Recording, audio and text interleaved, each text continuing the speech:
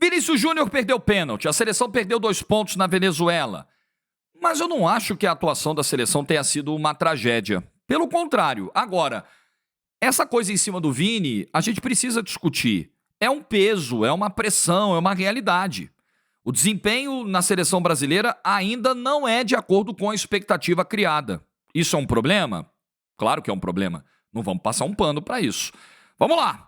Like do vídeo, se inscreve, ativa o sininho, rumo a 260 mil inscritos. Nesse feriado, a data FIFA continua rolando. Hoje tem mais jogos de eliminatórias sul-americanas. Confira as cotações lá no site da AG, com responsabilidade. Você que tem mais de 18 anos, aponta a câmera para o QR Code que está aqui. Vamos lá, para a gente não perder tempo nesse seu almoço de feriado. Feriado sai mais tarde, o almoço, enfim. Então vamos lá. Eu narrei o jogo ontem no YouTube da TNT Sports e vou dizer para vocês, eu gostei do primeiro tempo do Brasil. Aquele Brasil mais travado, com pouca fluidez nas jogadas ofensivas, não foi o que a gente viu ontem. As jogadas apareciam. O Brasil conseguia encontrar espaços com o Vinícius Júnior pelo lado esquerdo, o jogador que precisa desse corredor para avançar, para fazer jogadas de profundidade. O Savinho buscava muito o jogo pelo lado direito, o Rafinha circulando, o Vinícius Júnior mandando bola na trave. As jogadas apareciam, o Gerson e o Guimarães aparecendo nesse apoio. Eu gostei da movimentação do Brasil. O Wanderson apoiando um pouquinho, não tanto quanto eu esperava que o Wanderson pudesse fazer, porque é o que ele faz no futebol francês, mas também ajudando, também participando. E o Brasil foi para o intervalo vencendo com merecimento. O Brasil era o time que criava chances mais envolventes, mais lúcidas no ataque. E um gol de falta do Rafinha, que o Brasil não fazia há quase 2 décadas um gol de falta na eliminatória. Eu acho que colocou, eu não gosto muito de usar o termo justiça, mas acho que ele deu uma leitura mais precisa do que era o jogo até aquela altura. O Brasil indo para o intervalo com uma vantagem, era superior à Venezuela. A dinâmica do jogo do Brasil, ela fluía melhor do que a da Venezuela. E fluía melhor que a própria dinâmica do Brasil em relação aos jogos anteriores. Isso é um ponto muito importante. O Brasil não ganhou dessa vez, não ganhou ontem. Mas eu acho o desempenho do Brasil melhor do que na vitória contra o Chile, por exemplo, que foi o outro jogo fora de casa, o último jogo fora de casa antes do jogo de ontem, mesmo não tendo vencido o jogo. O problema é que o Brasil tinha erros defensivos. O Brasil tinha 2 erros graves. Erro de posicionamento defensivo, muitas vezes os venezuelanos aparecendo livres na área, como o Rondon, por exemplo. Chegou a aparecer livre, chegou a dominar a bola para girar e tal, um atacante experiente, um atacante que tem essa presença de área, e o Brasil vacilou um pouco nessa colocação. E erros de saída, alguns cometidos pelo Ederson, inclusive. Um deles quase deu de graça um gol para a Venezuela. O Brasil tem sofrido muito com a sua defesa. A defesa é um ponto de preocupação, mas um gol sofrido o Brasil tomou logo no início do segundo tempo. Como é que sai esse gol no início do segundo tempo? É um desencaixe de marcação. Numa jogada com 40 segundos, que a Venezuela começa a construir pelo lado esquerdo. Os 2 volantes do Brasil vão para dentro da área para tentar fazer uma pressão do Savarino. Não consegue, o Savarino tem todo o tempo de ajeitar para quem vem da entrada da área. E esse jogador que vem da entrada da área vem completamente livre para bater no alto, né? Sem que os 2 volantes fizessem nem a pressão do Savarino, nem a pressão no autor do gol. E aí o Brasil acabou tomando um empate. E o Brasil, que tinha um ambiente de jogo muito favorável pela boa atuação do primeiro tempo, passa a ficar um pouco mais nervoso no segundo tempo, o jogo começa a ficar perigoso para o Brasil, e aí numa bola maravilhosa lançada pelo Gerson para o Vini, o Brasil ganha um pênalti, uma saída atabalhoada do Romo, do goleiro da Venezuela, no pé do Vini, um pênalti que inacreditavelmente não foi marcado no campo, mas foi marcado com o auxílio do VAR, vai bater o Vini. E aí o Vini perde o pênalti. O Vini não bateu bem. Ah, pênalti bom, bem batido é o que entra. Não, às vezes tem pênalti bem batido que o goleiro tem o mérito e tal. Não foi o caso do pênalti do Vini. Ele não bate nem no canto, nem no meio. Ele bate numa altura ideal para o goleiro buscar, né? E erra o rebote. Numa precipitação, eu acho, do rebote. Ele tinha tempo de dar uma recolhida e ajeitar para bater. E o rebote é pior ainda do que a cobrança. E ele desperdiça. O Brasil melhora depois disso com a entrada principalmente do Luiz Henrique. O Paquetá também entrou bem, buscando o jogo por dentro, né?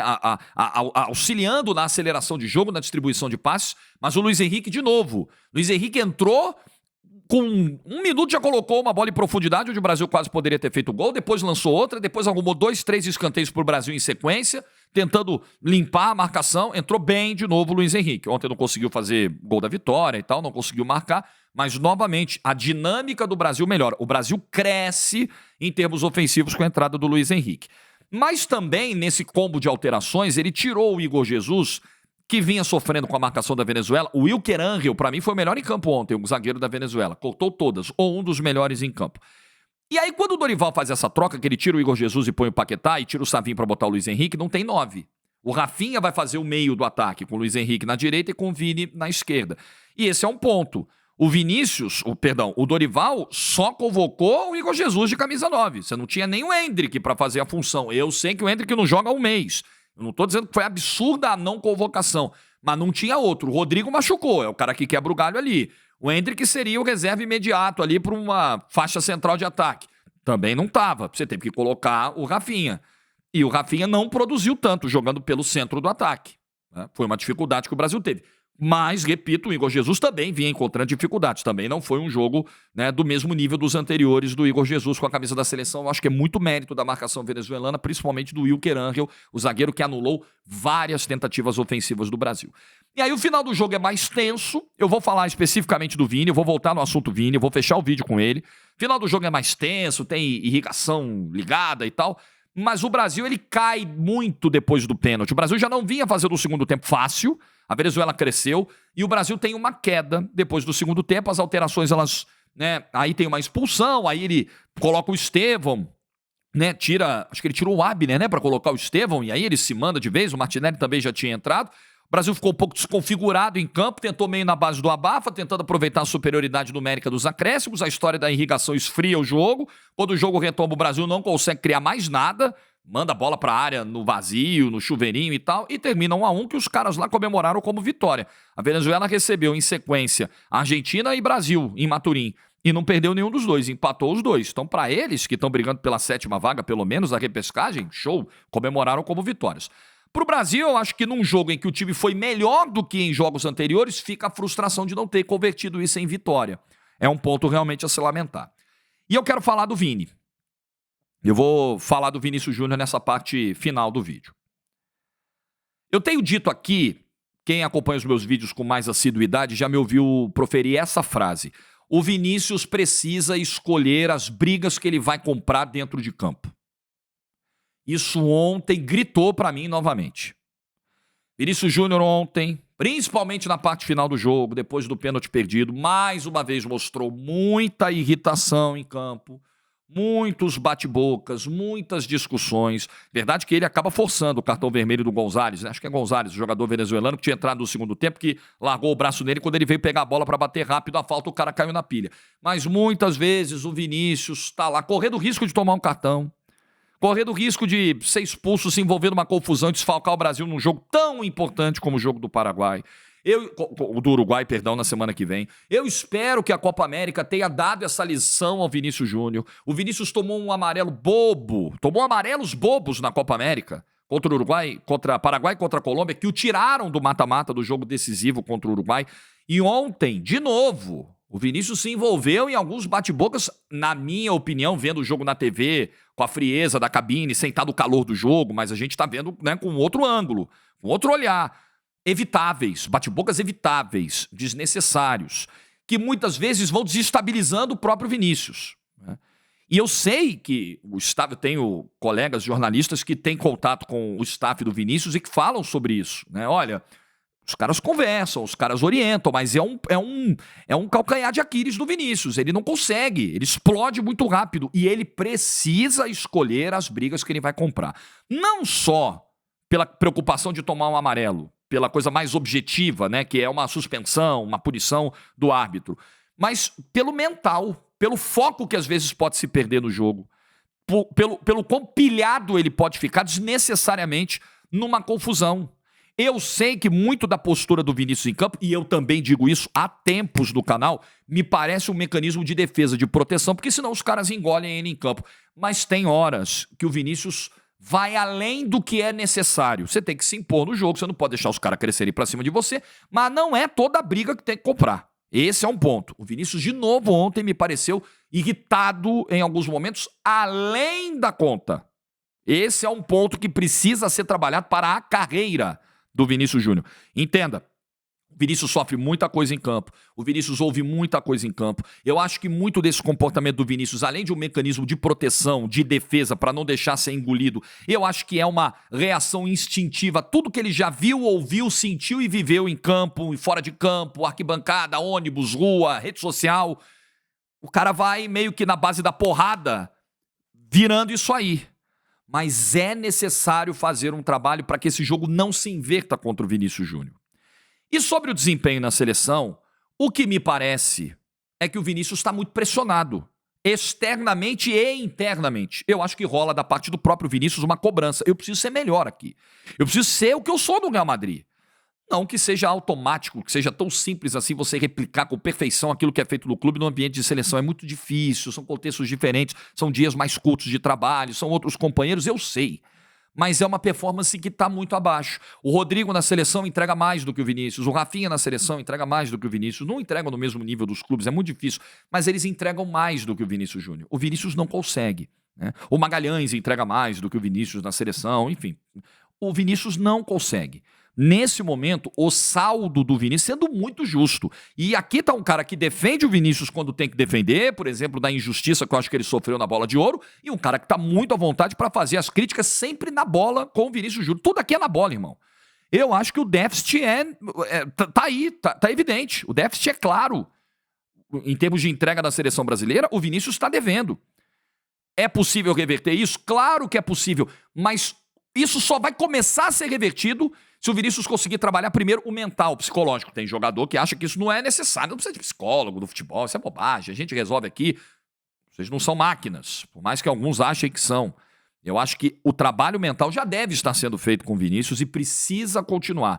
O Vinícius precisa entender que as coisas vão acontecer de forma natural na vida dele, com o trabalho, com o esforço. Se cobrando, não acho que o cara não tenha que se cobrar. Acho que o cara perde um pênalti que poderia dar a vitória e o time não vence. É normal o cara se sentir um pouco responsável por aquilo, o cara ir pra casa frustrado. Eu não sou atleta de alto nível, eu não jogo no Real Madrid, eu não sou o Vinícius Júnior, eu sou desse tamaninho perto do Vinícius Júnior. Eu vou pra casa, eu venho pra casa mal quando uma narração não dá certo, quando não fica do jeito que eu gostei, sabe? Às vezes até o público tá, nossa, pô, narrou muito, sensacional, eu tô vendo aquilo, fala, pô, mas eu não achei. Eu tenho essa exigência comigo. Mas aí, beleza. Mas eu sei do que eu sou capaz, o próximo jogo tá aí, vambora, e vamos fazer melhor, e vamos tocar em frente, né? E com ajuda profissional para isso também. Chego lá, desabafo, né? Conto o que tô sentindo, recebo apoio, recebo orientação, direção, gente, né? É um caminho natural. E o Vinícius precisa buscar esse caminho, porque a seleção brasileira precisa do Vinícius Júnior. A gente sabe que ele pode entregar muito mais, mas ele tá devendo. Também não adianta chegar aqui, nossa, o Vinícius sofreu uma injustiça na bola de ouro. Sim, sofreu. Nossa, sacanagem o que eles fizeram. Tá, mas ele não tá jogando nada na seleção, ele não tá bem na seleção. Olha que ontem ele não fez um jogo ruim, tá? Se você pegar a linha do tempo do Vinícius na seleção, se você comparar com outros jogos, se você pegar o que é o Vinícius depois da Copa até aqui, esse jogo de ontem, o primeiro tempo, claramente é top 3. De qualidade com as camisas da seleção. O primeiro tempo. O segundo já não é. E o pênalti perdido, eu acho que ele provoca um abalo ainda maior. E tem um ponto que eu quero destacar aqui. Eu não sei em que circunstâncias foi definida a ida do Vinícius para bater esse pênalti, tá? Eu não sei. Eu acho que tem que ter um batedor oficial sempre. Eu sou da ideia... Ah, Jorge, é muito fácil porque o cara perdeu o pênalti, agora você vai levantar essa. Se você acha que eu tô levantando essa só por oportunismo, lamento. É o que eu penso.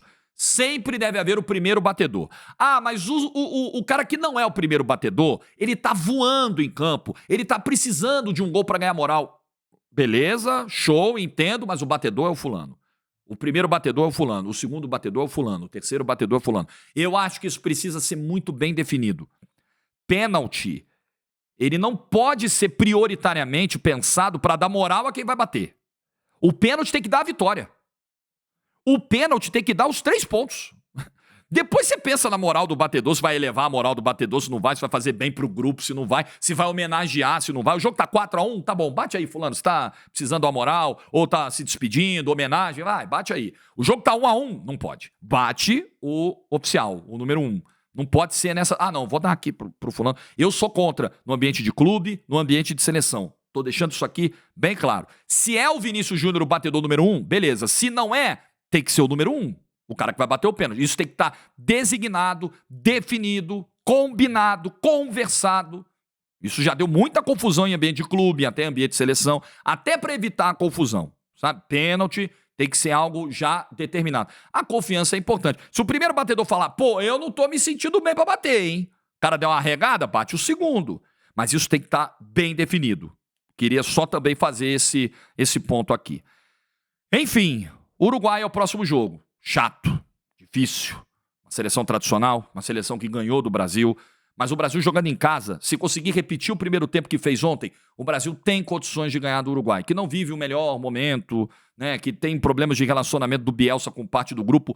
É possível. O jogo de ontem, que fique claro, ele não foi totalmente jogado no lixo. O primeiro tempo do Brasil foi um bom primeiro tempo diante das circunstâncias. Maturim, viagem longa, 32 graus de temperatura, um calor danado, uma boa seleção da Venezuela, com nomes importantes, o Savarino, que tá voando aqui do Brasil, por exemplo, com a camisa do Botafogo, com o Rondon, que é o centroavante experiente, o Anrio, que cortou todas, o Martínez correu muito, até o gás acabar, jogador do Corinthians, uma boa seleção. E o Brasil fez um bom jogo diante do quadro de uma seleção em construção, de uma seleção que teve poucas coisas a deixar, poucos legados de 2024 que ficarão para 25, de 23 para 24 não teve nenhum, ainda tem muito trabalho a fazer. Mas o Brasil, pelo menos ontem, mostrou um pouco mais, mesmo não ganhando o jogo. E Vinícius Júnior, esse sim está devendo. Ele não é o maior responsável, eu não acho que ele tem que ser barrado da seleção, que ele não serve para a seleção, que ele tem que esquentar banco. Eu, nesse momento, não acho, porque o Vini vinha fazendo um bom jogo. Mas o mental, para mim, tá arrebentando com o Vini na seleção brasileira. E um atleta desse nível precisa ajustar essa questão. Isso é crucial, isso é fundamental para o futuro dele na seleção brasileira. O que você pensa? Comenta, bom feriado para todo mundo, like se você ficou até o final, juízo e tchau.